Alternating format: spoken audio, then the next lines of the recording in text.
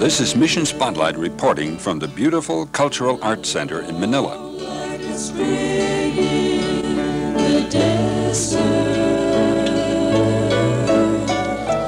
Come to the withering soul.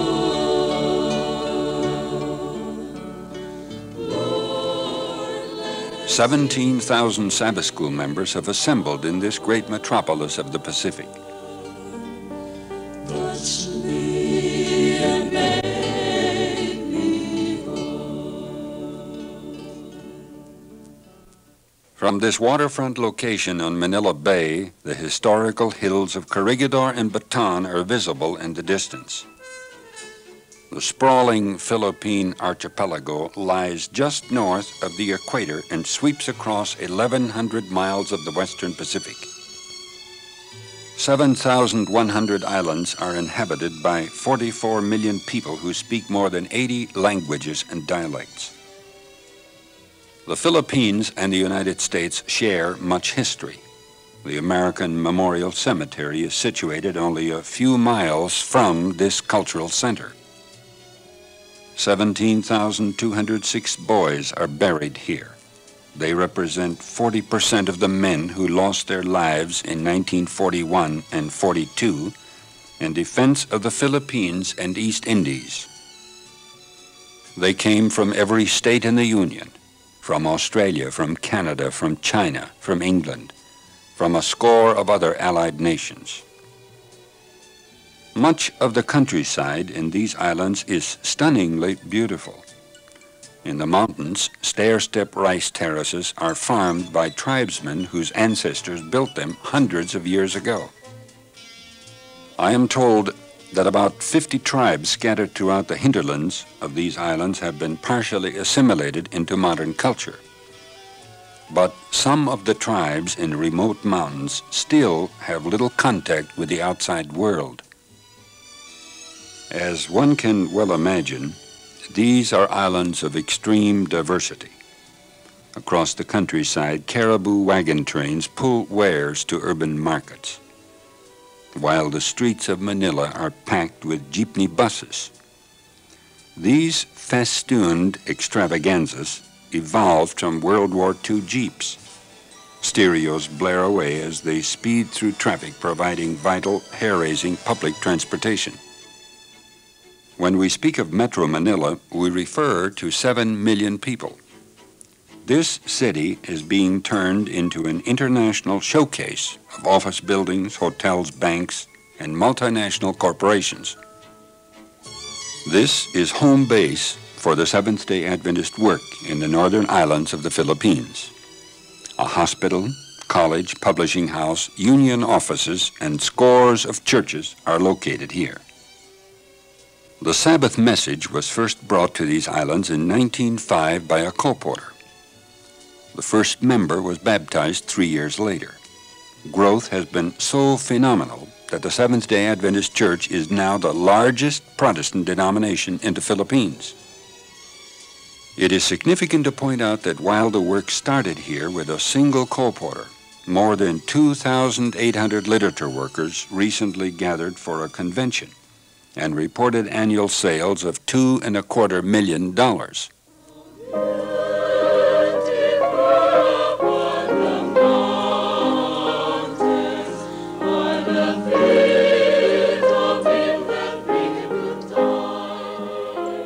Many of those colporteurs are present at this Sabbath School Congress. They are part of the 200,000 members of the Philippines.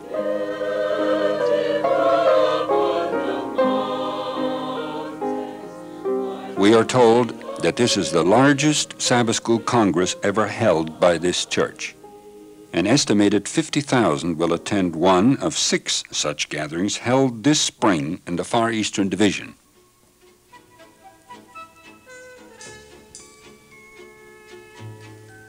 This Congress started on the streets of Manila.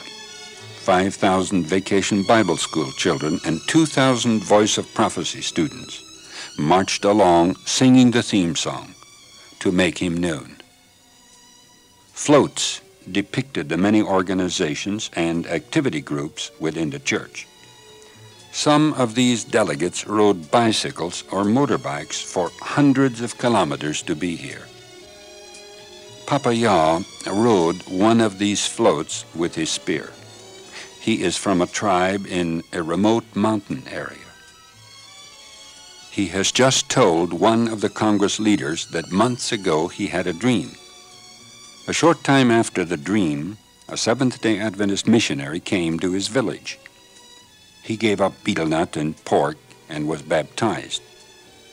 When he arrived in Manila by bus, he recognized the buildings, the skyline of Manila, the large hall here where people were singing and praying.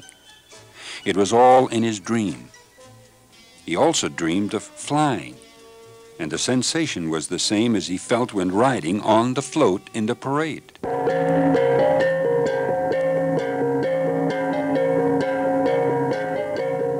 Several tribal groups are represented. The Batbats from North Luzon are some of the most fierce and dangerous of headhunters. As far as it is known, this tribe has about 40 families of 6 to 8 members each.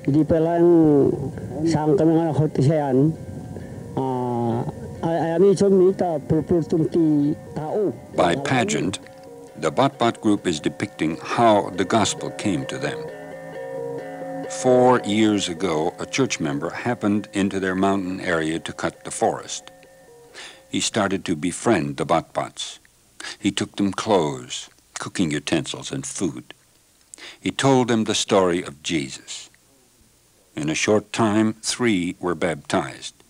Today, 16 are members of the church. It takes faith and courage to work among these tribal people. Pastor Edwin says, We are very happy for this brother Marcos Alib, a member of the most fierce tribes of the Kalinga people. He accepted the message through Vacation Bible School of one of the brethren in that area. Sa ami, sa ayun na malian ng titimpo do Manila, maayatan ami sang malian Manila sana. O tanay mipasini ami siya kayo no mga tod ayus hujaw mi yamang. Okay.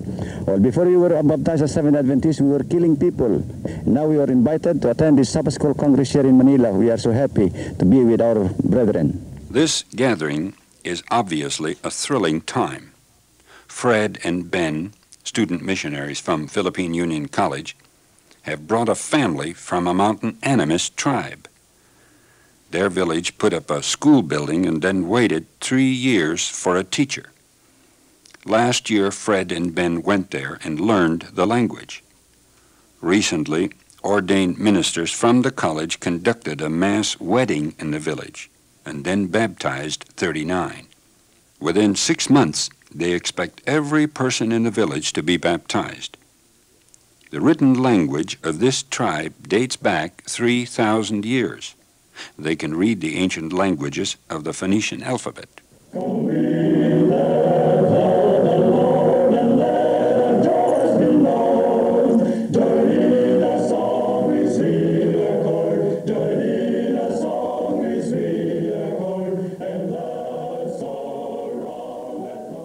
Filipinos are compulsively musical.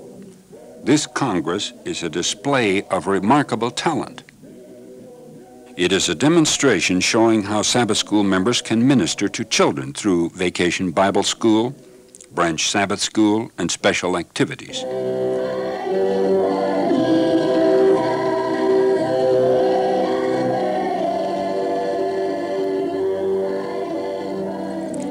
It has provided opportunity for our local Manila members to witness. These children performing now are visitors from another church. Their parents are all in the audience. It is bringing renewed courage and vision. This local pastor is involved in studying with men of influence here in Manila.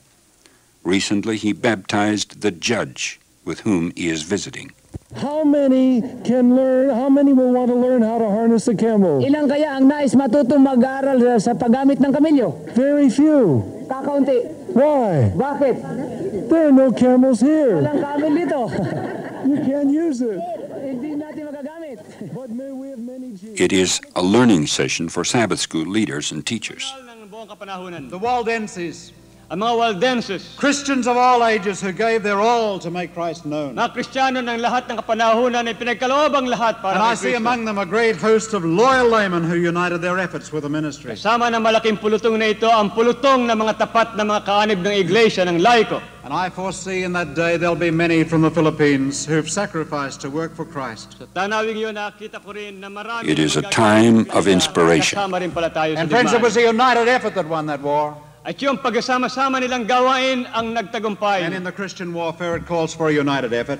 Sa pagkikibakang Kristiyano, kailangan din ang sama-samang pagtutulungan. Everybody in the church must rally to the cause. Ang bawat kanib na iglesia ay dapat nakasama sa ating We gawain. must marshal our forces as never before. Na kailangan tipunin natin ang ating lakas. Kailan World natin Sabbath School leader Howard Rampton is challenging this great audience to be ready for the second coming of Jesus. Amazing grace, how sweet the sound that saved a wretch like me.